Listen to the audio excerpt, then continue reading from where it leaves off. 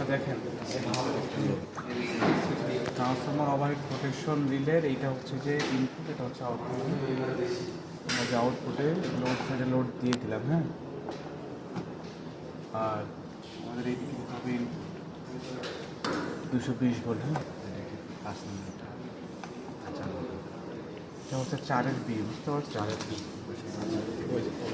সেদিকে single phase load দিয়ে দিলাম, হ্যাঁ। আচ্ছা, এসি ভোল্টেজ।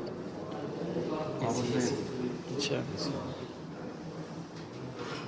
কেন আপনার মনে হলো এসি ভোল্টেজ? এখানে ছিল তো সব কিছুই এসি, ট্রান্সফর্মার ডিসিতে কাজ করে না। কেন? তো এসির প্রশ্ন আছে, অবশ্যই এসি। এখানে এসি ভোল্টেজ অবশ্যই এসি। বলবেন সিঙ্গেল ফেজ নাকি থ্রি ফেজ? আচ্ছা, না, মডিউল তো মানে আমরা আবার মাঝে মধ্যে দেখি যে সব মডিউল এসি, কোনো মডিউলের ডিসি হচ্ছে এগুলাতে স্টার পাওয়ার কানেকশন, সিস্টেমে সব কানেকশন লাগে না।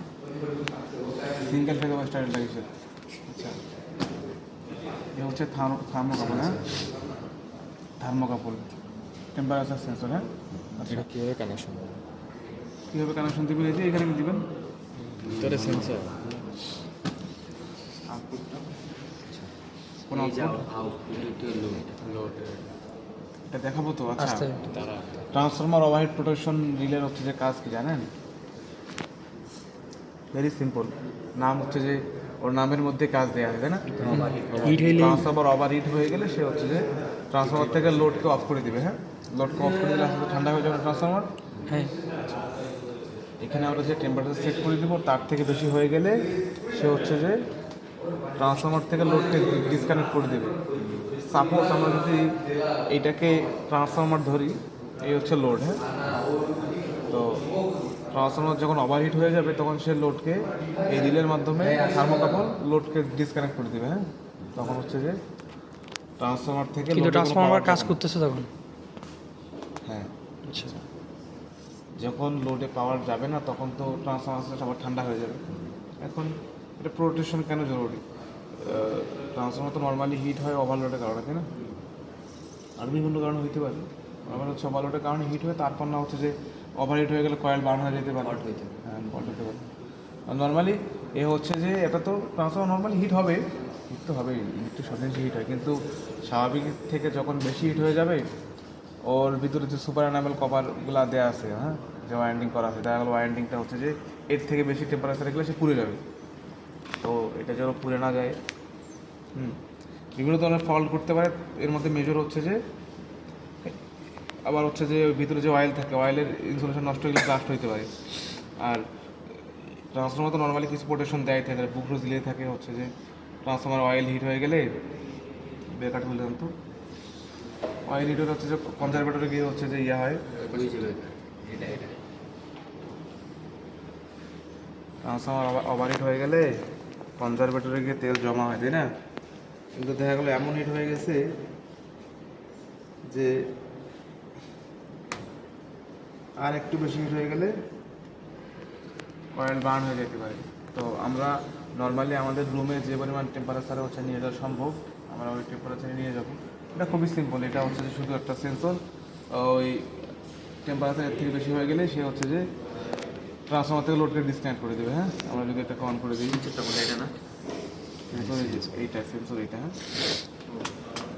আচ্ছা, আমাদের সার্কিটে পাওয়ার আসে না, হ্যাঁ। এটা অন করতে হবে।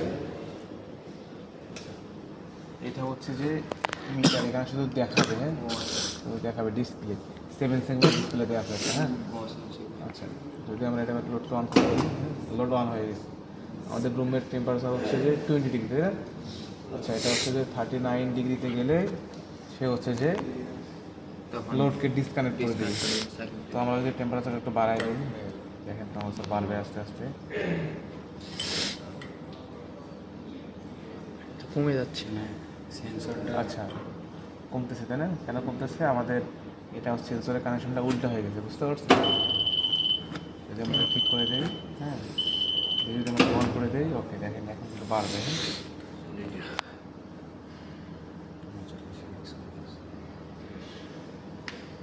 আমাদের 40 দিছিল টেম্পারেচার।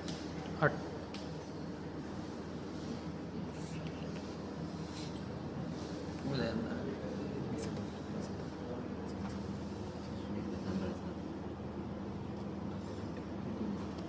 দেখতে পারবো না। আচ্ছা কি করছে? ঠিক করছে না আচ্ছা এটা 40-এ সেট করা যায় না? অবশ্যই যাবেন কত সেট করা এখানে যেটা র্যান্ডমলি সেট করে 40 সেট করে দিলাম 40 হয়ে আচ্ছা গেছে। ঠিক আছে। আচ্ছা এখন আবার আস্তে আস্তে কমতেছে তাই না? কমলে আবার কমলে হচ্ছে যে এটাকে ম্যানুয়ালি আবার অন করে দিতে হবে। হ্যাঁ ম্যানুয়ালি দিতে অটো হবে না। অটো হবে না, ম্যানুয়ালি অন করে দিতে হবে। এটা এখনো তো 40-এ আছে মনে হয়। হ্যাঁ এই যে আস্তে আস্তে কমবে, এটাতে হিট এখন ভিতরে যাচ্ছে তো এটা ঠান্ডা হইলে কমা যেমন প্র্যাকটিক্যাল লাইফে এই সেন্সরটা কোথায় লাগানো থাকে? ট্রান্সফরমারই লাগানো থাকে, ট্রান্সফরমারে ট্রান্সফরমার বোর্ডতে লাগানো থাকে। ভিতরে থাকে নাকি এটা? এটার জন্য হচ্ছে যে ট্রান্সফরমারের বডিতে হচ্ছে যে একটু সেফলি হচ্ছে অ্যাটাচ করতে হবে যেন এটা নষ্ট হয়ে না যায়। ভিতরে হলে ভিতরে, বাইরে হচ্ছে মানে সব ট্রান্সফরমার তো সেম পজিশনে থাকে না, নর্মালি ভিতরেই থাকে, বাইরে থাকবে কেন? ওই জন্য তো বলি দেখা যায় না তো। ভিতরে থাকে না। ট্রান্সফরমারে ওই যে আপনার ওভারহিট প্রোটেকশন যেটা হচ্ছে যে বলা হচ্ছে, ট্রান্সফরমার নর্মালি দেখেন না হচ্ছে যে হঠাৎ করে তেমন শব্দ হয় কিন্তু ট্রান্সফরমার নষ্ট হয় না। ট্রান্সফরমারে অনেক প্রোটেকশন দেওয়া থাকে। সেদিন একটা শব্দ হয়েছে, ট্রান্সফরমার- টেম্পোরারি ট্রান্সফরমার নিচে লাগাই দিছে। ট্রান্সফরমার তখন হচ্ছে যে না ওই ট্রান্সফরমার ঠিক আছে, এটা আচ্ছা চেঞ্জ করতে এটা বুঝছেন কারণ ট্রান্সফরমারে অনেক প্রোটেকশন দেওয়া আছে। নর্মালি হচ্ছে যে সে আপনি তাকে বার্ন করতে দিলে সে বার্ন হবে না, তার আগে হচ্ছে যে সে অফ হয়ে যাবে। আচ্ছা এখন এটা বুঝছেন, এটা কিছুই নাই, আর আবার যদি টেম্পারেচার আমি বাড়াই দিই আবার হচ্ছে যে সে অফ হয়ে যাবে। হ্যাঁ আমি একটু কমাই দিতে পারি।